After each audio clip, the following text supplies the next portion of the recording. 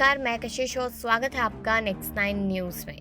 कमलनाथ कर पाएंगे उद्धव सरकार का उद्धार? जी हाँ, इस तरीके का क्वेश्चन मार्क बना हुआ है यहाँ पर कि कमलनाथ का आखिरकार इस बात पे क्या ही रोल है। क्या वो यहाँ पर उद्धव सरकार को बचा पाएंगे, क्योंकि वो महाराष्ट्र में उद्धव सरकार है और कमलनाथ एमपी में बैठे हैं।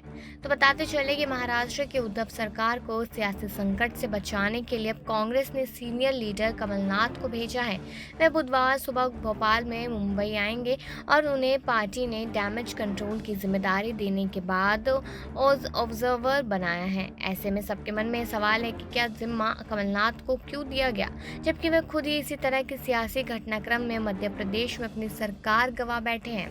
आम सी बात है और सभी जानते हैं कि सिंधिया और साथ ही साथ कमलनाथ के बीच में कितना बड़ा घमासान हुआ था। कांग्रेस में गांधी परिवार के सबसे भरोसेमंद मोतीलाल वोरा और अहमद पटेल के निधन के बाद पार्टी के पास भरोसेमंद सियासी दूत के रूप में सिर्फ कमलनाथ ही बचे हैं।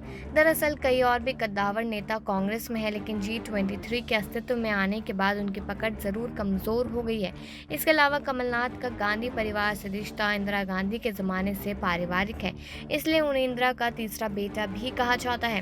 कमलनाथ के राष्ट्रवादी कांग्रेस पार्टी के सुप्रीमो शरद पवार, कांग्रेस नेता पृथ्वीराज चव्हाण और अशोक चव्हाण जैसे दिग्गज नेताओं से रिश्ते मजबूत है। महाराष्ट्र में कॉर्पोरेट सेक्टर में कमलनाथ की अच्छी पैठ मानी जाती है।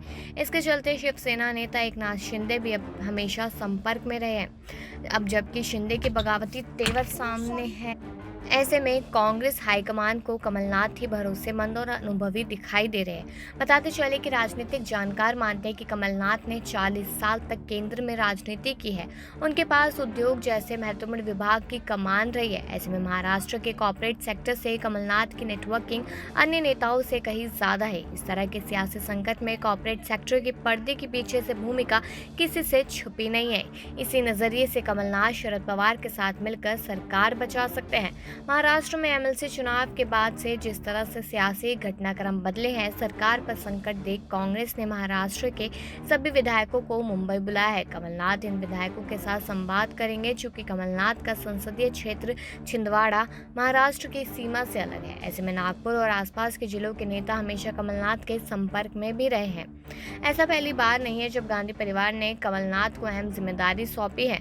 साथ ही साथ 2019 में कर्नाटक सरकार को बचाने के लिए भी कमलनाथ को बेंगलुरु भेजा गया था। और मध्य प्रदेश में 2018 में जिस तरह से सिंधिया के साथ 22 कांग्रेसी विधायकों ने बगावत की थी, तब सिंधिया समर्थक विधायक भोपाल में बेंगलुरु शिफ्ट किए गए थे।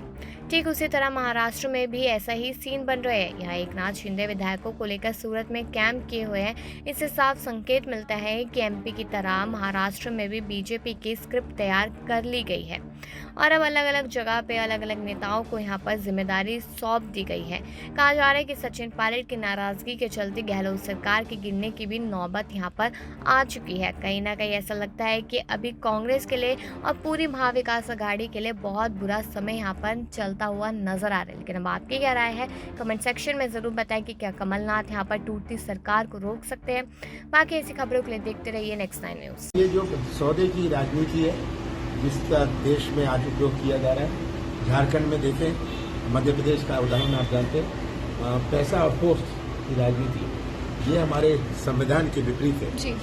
और ये राजनीति की शुरुआत आगे के लिए बहुत खतरे की बात है। हमें शिवसेना को अपने आप तय करना है, वो अपने विधायकों से कैसे बात करेंगे।